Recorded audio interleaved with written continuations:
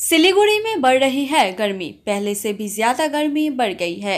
ज्यादातर लोग सोचते हैं कि बड़ी बड़ी इमारतें बन रही है, पेड़ पौधे कम हो रहे हैं, जिससे गर्मी बढ़ रही है।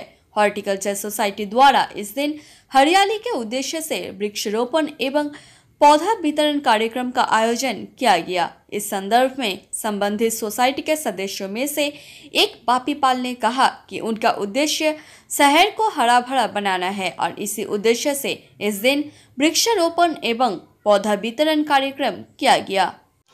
শিলিগুড়ি হর্টিকালচার সোসাইটি 12 মাস সবুজায়নের জন্য কাজ করে থাকে এবং আমাদের 32তম বনাঞ্চল উৎসব আমরা সাধারণ মানুষদেরকে সকলকে আমরা আবেদন করেছিলাম, যারা আপনারা গাছ ডোনেট করতে চান, গাছ লাগাতে চান, আপনারা আমাদের সাথে যোগাযোগ করবেন এবং সকলেই সাড়া দিয়ে যারা সাড়া দিয়েছেন তারা এসেছেন। আমাদের মধ্যে বিশিষ্ট সমাজসেবী আজকে শচীন দা এসেছিলেন, উনি এসে আমাদের কিছু গাছ ডোনেট করলেন এবং ওনার হাতেই লাগালেন আমাদের পার্কে, যাতে আগামী দিনে এই গাছটি বড় হয়ে মানুষকে শিলিগুড়ি শহরকে অক্সিজেন প্রদান করতে পারে। আমরা শিলিগুড়ি শহরে এর আগে কিন্তু এরকম গরম আমরা দেখিনি, যে গরমটা এবার আমরা অনুভব করেছিলাম। তার একটাই কারণ হচ্ছে সবুজায়ন শিলিগুড়িতে নেই বললেই চলে, অনেক কমে গেছে।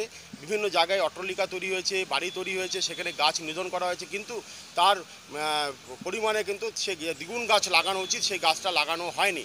সাধারণ মানুষের সেই অ্যাওয়ারনেসের কম ছিল, তাই আজকে শিলিগুড়ি হর্টিকালচার সোসাইটি 12 মাস সবুজায়নের সাথে কাজ করে যাচ্ছে এবং আগামী দিনে আমরা সারা শিলিগুড়িবাসীকে আরও আমরা বিশেষভাবে বলবো, আপনারা এগিয়ে আসুন, যে শিশুরা আজকে এসে আপনারা আসুন।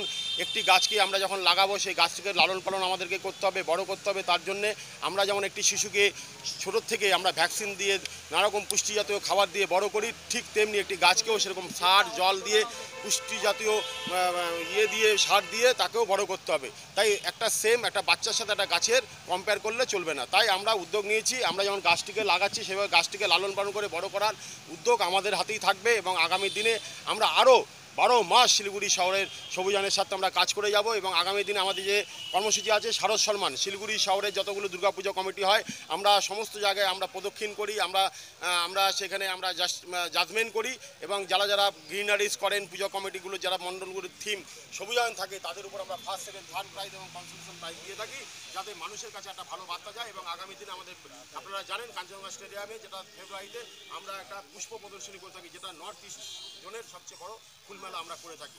এটাই আমাদের শিলিগুড়ি হর্টিকালচার সোসাইটি 12 মাস সবুজায়নের জন্য শিলিগুড়িতে কাজ করে থাকি। আমার নাম বাপি পাল, শিলিগুড়ি হর্টিকালচার সোসাইটির সহ